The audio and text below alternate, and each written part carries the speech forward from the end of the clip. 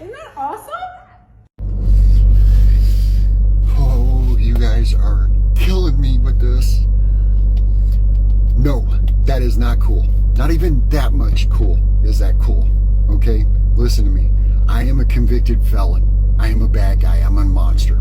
Okay? I've never harmed children. I've never harmed women. I do not go after the innocent, and I do not go after the weak. But I know how these animals think. Please, for the love of God, do not think for even 1/10 of a second that you are safe behind that chair and that door. So first, it's important to point out that the fact that this is even a reality whatsoever compared to other developed countries that are doing well economically, that do well innovatively within different types of markets, that have a lot to give to the world stage. They don't have the same type of problems that we do in terms of mass gun violence, in terms of school shootings. So the fact that we even have videos going around where teachers are putting chairs on doors and like, this is a solution because it's somewhat expected that this may end up happening.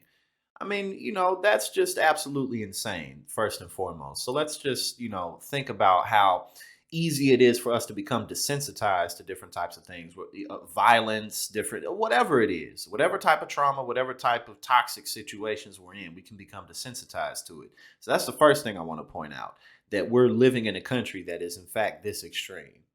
Allow me to explain why. Guy comes up, can't get the door open, steps back, bang, shoots the doorknob. Doorknob falls, chair falls, full access to you and the children. Not cool. Okay? Even if he's not smart enough to do that, 6 inches of glass, not bullet resistant, not even a little bullet resistant. Bang! Knocks the glass out, does this, there goes the chair. Full access to you and the children. Even if he's not smart enough to do either one of those two things, the 3 hinges that hold that door on will not hold a gun blast either. Okay? Which is 3 shots, kick the door, full access to you and the kids. Okay? Please, for the love of God, do not think for even 1/10 of a second that you are safe behind that. Okay? And second, before I even saw this clip, before he even got to explaining what could be done, immediately those first two things popped in my head. We'll just shoot the door, or just shoot people through the door, or just knock it down. You know what I'm saying? Especially if somebody goes in there who's relatively big, if you know what I mean, like they can just bang that door down.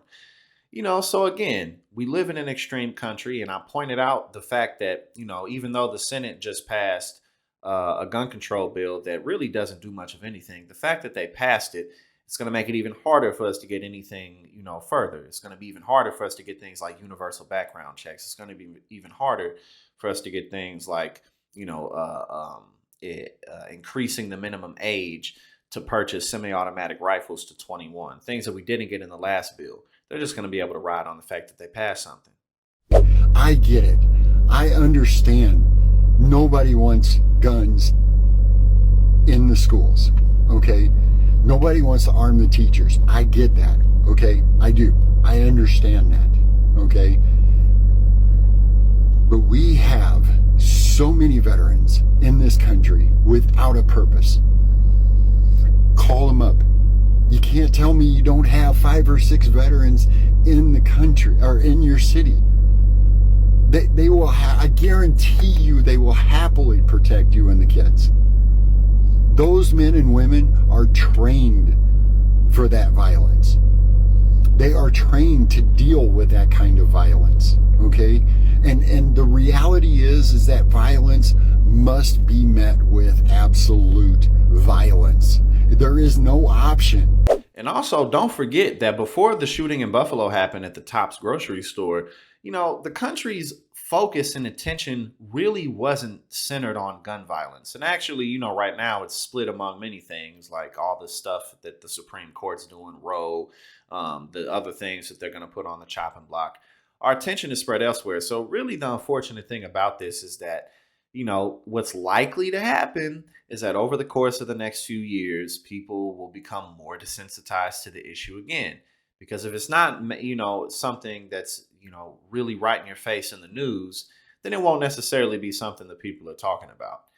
And there's only so many things that people can focus on at once. So as the Supreme Court continues to do what they do, and as the elections draw near, Joe Biden's presidency continues to crumble, Donald Trump enters the race, things like that happen. Again, sadly, the issue of gun violence is likely to slip under the rug once again. And this is why we have to get better candidates in office, because that's the only way that we can actually get anything accomplished.